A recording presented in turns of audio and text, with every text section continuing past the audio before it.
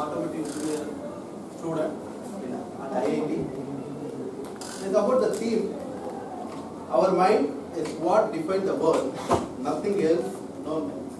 It is also the hardest thing to control, and if we manage the term our mind, we can achieve anything. Before I call the Toastmasters, evaluator, please read out the option. Thank you, TMOD.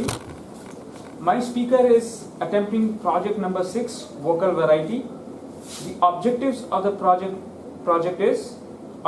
are use voice volume, pitch, rate, and quality to reflect and add meaning and interest to your message. Use pauses to enhance your message. Use vocal variety smoothly and naturally. Timer, please note, time is 5 to 7 minutes. All the best. Over to you. Thank you. The title is very different. The words are ghost, buster, right? So I would like to call Toastmaster Arjun. Please, Arjun, sir. Toastmaster Arjun, ghost buster. All the best. There is a lake at IIT Madras. It's called the Forbidden Lake. Now, if it were called something like Lovely Lake, I wouldn't have dreamt of going near that place. But it's called Forbidden Lake, and I had to go and see what was there. Now, there were some stories about this lake. Apparently, some time back, some people went to that lake and they committed suicide with that. So, and there were some sort of stories about some spirits roaming around that place. No one knew if that was true, but the college decided to shut that place off for them. So me and my friend Tony, one day, we decided to go to that lake and check it out for ourselves. We went there after midnight, because that's when all the excitement is. So we walked on that road, on the way to the lake. The road was very lonely. There was no one there because it was after midnight. And it was extremely quiet. As we walked, we reached the end of the road, and there was one person there, the security guy. He was sitting on a chair and he was playing Angry Birds on his phone. Now, he spoke only Hindi. So now I turned to Tony and I said, I got this. I know Hindi, I'll handle this guy. So I walk up to that security guard and I say, Bhaiya. Bhaiya. He had no clue what I was saying. So I increased my levels of Hindi. Bhaiya!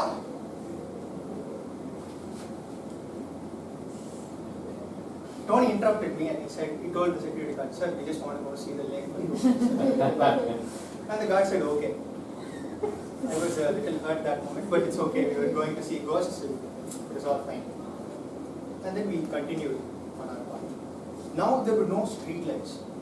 Before that there were street lights, at least we had some sort of hope or something. Now there was complete darkness. And like when we were walking, we passed an abandoned house. And as we passed that house, dogs started howling from around us. Now, we couldn't see these dogs because it was completely dark and there was at least like 5 to 10 dogs over there. But we were determined to go forward. It was as if the dogs were telling us not to go to that lake. But we were determined to go forward. And we continued to go and we reached the lake. It was a bit of an anticlimax. There was nothing great about that lake. It was surrounded by a forest and we just stood there. Nothing spectacular happened. We waited for 2 minutes. And we looked at each other and we said, okay, this is just some normal lake. Let's take some photos and let's leave. So Tony posed and I took 3 photos. That's when it started. I looked at the photos. The first photo was dark. The third photo was dark. But the second photo had a white blur behind Tony. No, we weren't the type to believe in ghosts, but this was actually something. And we got a little scared and we said, okay, let's leave, there's something here, and I'm getting a little scared. So we walked very fast and we walked back. And we passed that abandoned house again. And this time, there was not a single sound from the dogs. It was as if they had all been silenced. and we walked faster. And we reached the place where the security guard was supposed to be. But instead there was no one. There was the chair at the middle of the road, but no sign that the security guard had been there. At this point we got very scared and we rushed to our homes. And we told each other that that's the end of it and we won't talk about it again. But that was not the end of it. The next day I was going on a bus through IIT and I saw the window and there was a white hand on the window. And this hand began following me everywhere. It started popping up at random places. Like I was doing a Google search and suddenly the white hand showed up, completely unrelated, a search, and it showed up in one of the search results. So I thought we had angered the ghost and we just waited for some time, and it automatically went away. And this was my amazing ghost experience. Now, this story I decided to tell it to my gang of friends at college. Now, I wanted to make them very impressed, and this was an amazing experience for me. So I wanted to impress them and scare them. But there was this one fellow called Ganesh in that group. And every time I told something, he countered. The dogs were howling. What's that dog? They'll obviously howl.